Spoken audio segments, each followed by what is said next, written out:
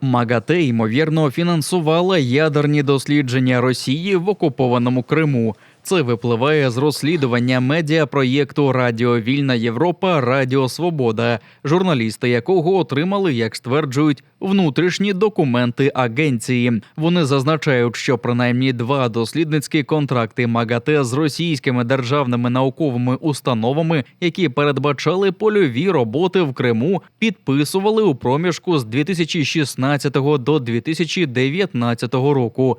Перший із цих проєктів – дослідження тимчасових тенденцій забруднення у прибережних російських районах Чорного моря за допомогою ядерних та інших аналітичних методів. Цей проєкт був запущений восени 2016 року і став частиною ширшої програми МАГАТЕ, в рамках якої аналогічні дослідження проводили в кількох країнах світу – Росії, Австралії, Італії, В'єтнамі, Кувейті та інших. От тільки в угоді про проєкт вказані дослівно російські морські станції на півострові Тамань, в Анапі, Новоросійську, Туапсе, Сочі та, увага, Севастополі.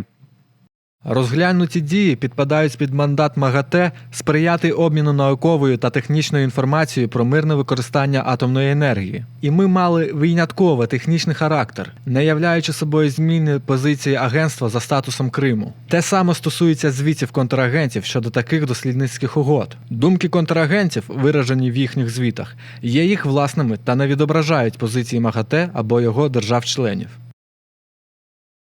Таку відповідь на матеріал офіційно дали в Міжнародній агенції з атомної енергії. Ба більше, контрагента одного з проєктів – Об'єднаний інститут ядерних досліджень «Міжнародний дослідницький центр» у місті Дубна під Москвою.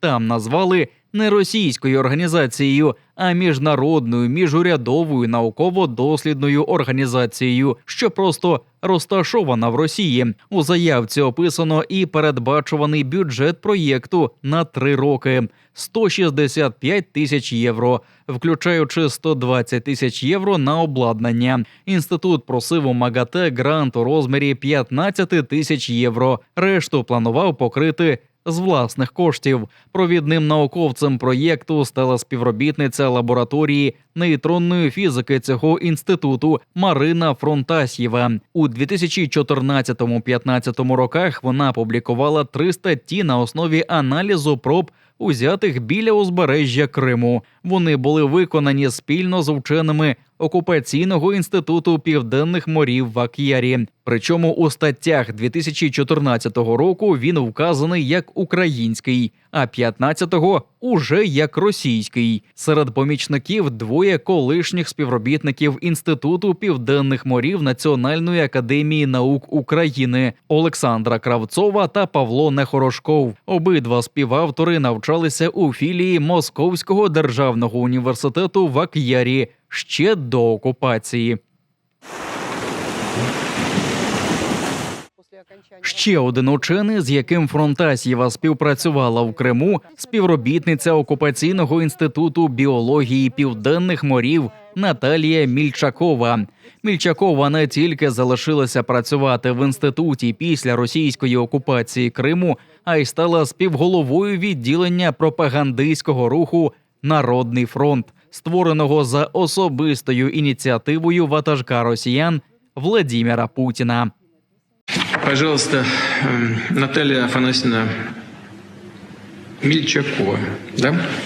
Пожалуйста. Добрый день, Владимир Владимирович. С праздником вас и всех россиян, крымчан и севастопольцев. Чи досліджувалися в межах підтриманого МАГАТЕ проєкту проби незаконно взяті в окупованому Криму, достеменно не встановлено, йдеться у розслідуванні. Агенція є частиною системи ООН і заявляє, що статут Об'єднаних Націй ніколи не повинен порушуватися, а державні кордони не можна змінювати силою. Про це ж говорив і гендиректор МАГАТЕ Рафаель Гроссі. Він очолив агенцію у грудні 2019 року, через півроку після укладання останнього контракту з росіянами, судячи з цього дослідження. Ми не політичні спекулянти чи аналітики. Ми лише міжнародна агенція інспекторів. Українські дипломати так відреагували на розслідування можливої співпраці МАГАТЕ з росіянами на Кримському узбережжі. Наша позиція залишається чіткою. Україна рішуче виступає проти будь-яких міжнародних проєктів чи будь-якої іншої діяльності на тимчасово окупованих територіях України, включно з Автономною Республікою Крим та містом Севастополь, оскільки це порушує суверенітет і територіальну цілісність нашої держави. Навіть до цього розслідування МАГАТЕ неодноразово критикували в Україні за надмірну толерантність до перетворення окупованої росіянами Запорізької атомної електростанції на військовий об'єкт. Той же Рафаель Гроссі під час численних місій на станцію упритул не помічав порушень і уважно вислуховував позицію окупантів. Не постраждали й позиції росіян в самій МАГАТЕ. Кількість представників агресорки у складі секретаріату агентства не скоротилася, а Москва продовжує входити до ради керівників організації. Ескендер Барієв через суд домагається визнання Меджлісу представницьким органом кримсько-татарського народу. За його словами, Кабінет міністрів досі не втілив одну з норм закону про корінні народи. Про це член Меджлісу заявив в етері програми «Бугунь» на телеканалі АТР. Ескендер Барієв поділився, що у відповідь на листи про невиконання законних норм в уряді послалися на Державну службу України з етнополітики та свободи совісті, хоча там свою частину роботи виконали, каже член Меджлісу. Далі, за його словами, компетенція прем'єр-міністра – підписати розпорядження. Але зволікання з цим не зрозуміле, каже Барієв. Наразі, як уповноважений займатися процедурою реєстрації, він подав позов до Київського окружного адміністративного суду і зазначив, якщо Кабмін підпише розпорядження про визнання Меджлісу представницьким органом Кремли, як того вимагає закон, то позов буде відкликано. Ми неодноразово писали до Кабміну та Офісу президента, але відповіді не отримали. Тому я, як член Меджлісу, звернувся до суду, оскільки Кабінет міністрів не виконує законні обов'язки. І якщо вони діють відповідно до законів України, то суд мені про це повідомить. Тому ми бачимо різні проблеми. З одного боку дійсно є позитивна динаміка, але з іншого боку маємо незрозумілі перепони.